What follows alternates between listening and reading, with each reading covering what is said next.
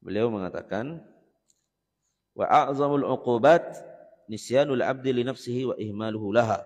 Dan di antara hukuman yang terberat ya, dari dosa dan maksiat adalah seperti yang disampaikan tadi. Allah Subhanahu wa taala akan membuat kita lupa terhadap diri kita sendiri. Entah apa yang baik untuk diri kita ini, enggak ngerti. Kalau seorang sudah merasakan hal tersebut, nah itu sebenarnya bagian daripada hukuman. Bagian daripada hukuman dosa dan maksiat yang telah kita lakukan. Kadang kita enggak ngerti apa yang baik untuk diri kita ini. Yang kita lakukan adalah yang kita lakukan, kita anggap itu baik, ternyata tak baik. Ini bagian daripada hukuman. Sehingga Allah Subhanahu wa taala ya mengabaikannya. Yang paling buruk daripada itu adalah ketika Allah Subhanahu wa taala mengabaikan perkara agama kita. Kalau urusan dunia itu memang sudah konsekuensi dari kehidupan dunia. Ya, bahwa kehidupan dunia ini penuh dengan kesulitan. Tapi yang lebih berbahaya daripada itu atau yang lebih berat daripada itu adalah ketika Allah Subhanahu wa taala menimpakan musibah pada agama kita. Kalau kita mulai lemah imannya, mulai lalai, itu hukuman, sudah pasti hukuman itu. Sudah pasti hukuman. Makanya sebagian salaf mengatakan, kenapa kau payah bangun malam? Karena kau bermaksiat di siang harinya. Jadi itu berpengaruh kepada malam harinya. Maksiat yang kau lakukan di siang hari itu berpengaruh di malam harinya. Akhirnya kau payah bangun malam. Itu merusak hati. Merusak hati. Ya, sehingga hati mulai melemah. Otomatis iman pun mulai melemah. Apa yang akan mendorongmu untuk bisa bangun malam kemudian bermunajat kepada Allah SWT jika kondisimu lemah seperti itu? Maka kuatkan dia dengan ketaatan dan ya jauhi maksiat. Jadi musibah yang menimpa agama, nah ini yang parah. Ketika kita bermaksiat, Allah akan membuat kita ya tanpa sadar ya, kita mulai lalai dari zikir, terus lebih memperturutkan hawa nafsu. Nah kalau ini terjadi pada kita, lalai berzikir, kemudian lebih dominan memperturutkan hawa nafsu, ini pertanda dia sedang bermasalah agamanya. Sedang kena musibah agamanya. Kalau kena musibah seperti yang sudah kita singgung sebelumnya, kalau musibah itu menimpa jiwa kita, harta kita, itu belum seberapa. Tapi yang berbahaya itu adalah jika musibah itu menimpa agama kita, menimpa hati, yang itu akan berefek kepada kondisi agama kita. Makanya Nabi SAW juga mengajarkan dalam salah satu doanya agar kita selamat dari musibah agama dan juga ambisi dunia. Doa yang panjang sih sebenarnya, tapi memang sangat bermanfaat. Allah SWT, Nabi SAW ya, mendawamkan doa ini. Ya, sering Nabi membaca ini sebelum ya bubar daripada majelis. Kalau bermajelis seperti ini, selain doa kafaratul majelis, Nabi juga mendoakan untuk dirinya dan jamaahnya dengan doa tersebut. Ya, Allahumma qsim lana min khasyatik ma tahulu bainana wa baina ma'asik. Ya Allah, aku minta rasa takut ya Allah kepadamu. Sehingga dengan rasa takut itu aku ya akan menghalangi antara diriku dan dirimu untuk bermaksiat. Itu penting, berarti dari situ terkait dengan pembahasan yang sebelumnya, rasa takut itu akan menghalangi kita dari maksiat. Nah, sekarang kita minta itu. Ya Allah, berikan aku rasa takut agar aku jauh dari maksiat. Wa min ta'atik. Ya Allah, aku minta kepadamu ketaatan. Ma tuballighuna bihi jannatak, agar kami bisa sampai kepada surga. Karena surga menjadi cita-cita dan cita-cita kita tertinggi. Maka kita meminta kepada Allah, ya Allah, jadikanlah aku orang yang taat supaya aku bisa masuk ke surga, supaya sampai ke surga. Wa minal yaqin ma tuhawwinu bihi alaina musibati dunya. Ya Allah, aku minta kepadamu keyakinan. Ya, keyakinan terhadap takdir maksudnya. Ya Allah, berikanlah aku keyakinan terhadap takdir atas musibah-musibah dunia yang menimpaku. Ya, ketika ada masalah ataupun problem dalam kehidupan, kita meminta kepada Allah SWT agar meyakini ini adalah takdir, ya Allah. Aku yakin ini takdir, pasti ada hikmahnya. Nah, ini tidak mudah. Kalau kita tidak minta kepada Allah, sulit. Ya, yang ada kita taunya ngeluh aja. Ngeluh aja, bahkan menyalahkan orang lain. Sering menyalahkan orang lain atas keburukan yang menimpa kita. Nah, sekarang kita minta, ya Allah, yakinkan aku ya Allah bahwa ini adalah takdir dan pasti ada hikmahnya. Apapun musibah di dunia yang menimpa aku.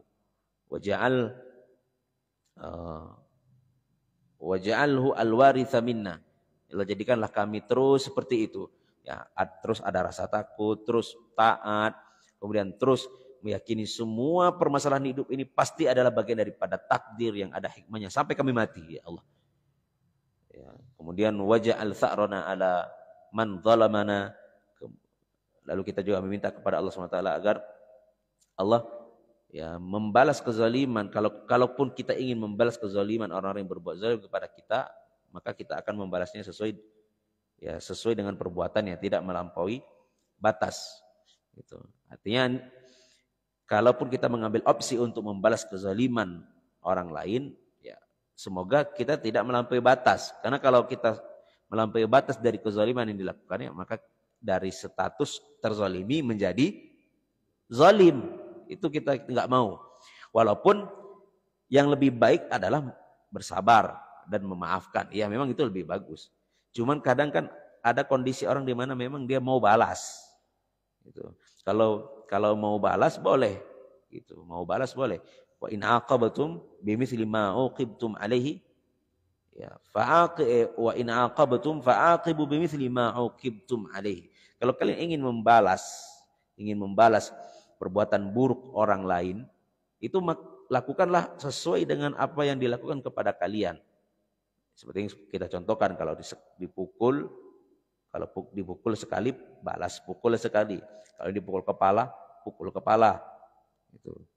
Makanya di dalam Islam juga ada hukum jinayat, yaitu ketentuan bagaimana membalas pelaku kriminal yang mencederai atau melukai tubuh. Misal ada seorang yang memotong jarinya, nah itu kisosnya begitu. Ya, kalau nyawa balas dengan nyawa. Dia bukan terkait dengan nyawa saja, anggota tubuh yang dilukai atau dicederai itu pun demikian. Kalau seorang memotong jari kelingking, maka yang memotong itu pun dipotong jari kelingkingnya. Bagian mana? Kanan sama. Demikian. Ini namanya qisas, balasan setimpal. Ya, tidak boleh dia potong semua jarinya karena saking palaknya, saking marahnya, tidak terimanya. Tidak. Kalau dia potong satu jari dipotong. Ini kalau ditegakkan hukum Islam seperti ini. Dan ini tidak semua orang. Artinya jangan serta-merta kita ini potong, kita juga yang memotongnya. Enggak, ini yang melegakannya adalah pihak berwajib. Ya, tidak boleh main hakim sendiri. Demikian. Wala in sabartum, walaupun Allah SWT kemudian mengatakan wala in sabartum lahu khairul lakum. Kalau kalian mau bersabar tuh ya udah maafkan aja. Nah, itu lebih baik daripada kalian. Tapi ada orang di mana ingin ambil opsi aku mau balas.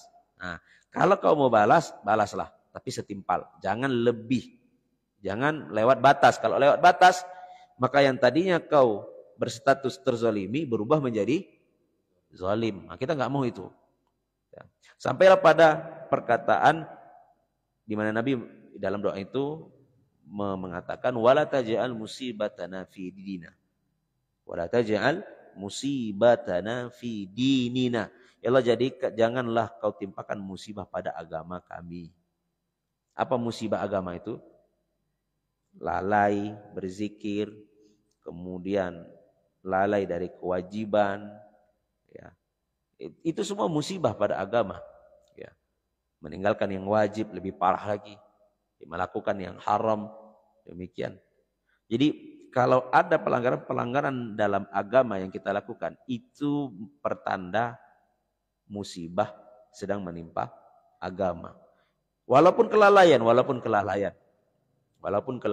lalai berzikir, yang biasa kita jaga, ibadah sunnah itu mulai kita tinggalkan. Mulai kita tinggalkan, artinya mulailah mundur teratur.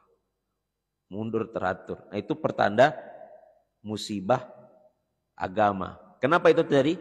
Karena meninggalkan ketaatan. Karena maksiat. Pasti karena maksiat. Maka kemudian Allah Subhanahu wa taala memberikan hukuman memberikan musibah pada agamanya. Ini yang pernah dikatakan oleh para salaf. Kalaulah seandainya hukuman dari dosa dan maksiat itu adalah lemahnya agama kita, itu sudah cukup menjadi pukulan. Tanpa pun kita harus menunggu ya ditabrak, ya dibuat bangkrut, ya atau dibuat sakit. Tanpa pun harus menunggu itu. Dengan kita lihat kondisi agama kita, kok mulai malas aku ibadah ya. Kok mulai malas aku taklim ya. Kok mulai malas aku baca Quran ya. Dan seterusnya. Kalau ini terjadi pada seorang, maka cukuplah ini menjadi hukuman dari dosa dan maksiat yang dia lakukan. Itu hukuman itu Pak. Kita sedang dihukum tuh. Tapi dengan cara halus. Itu masih hukuman.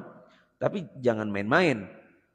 Hukuman ini lama-kelamaan bisa menyeret seseorang kepada kekufuran. Bisa.